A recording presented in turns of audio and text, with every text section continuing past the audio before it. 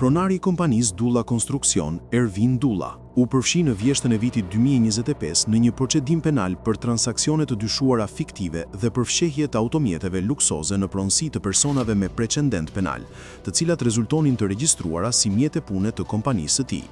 Një pjesë e këtyre regjistrimeve janë kryer në periudhën kur Blendi Gonxhe mbante funksionin e drejtorit të përgjithshëm të transportit rrugor.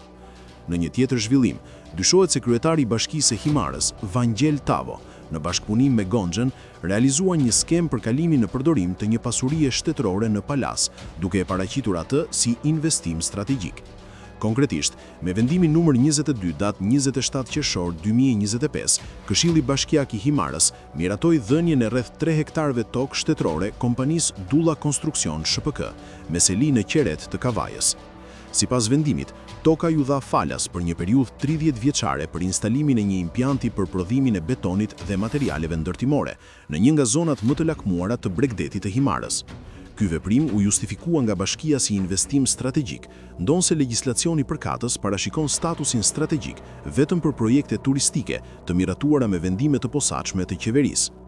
Për të mbështetur këtë klasifikim, u përdor një vendim i qeverisë i vitit 2015, i cili sipas kritikëve nuk lidhet drejt për drejt me rastin konkret.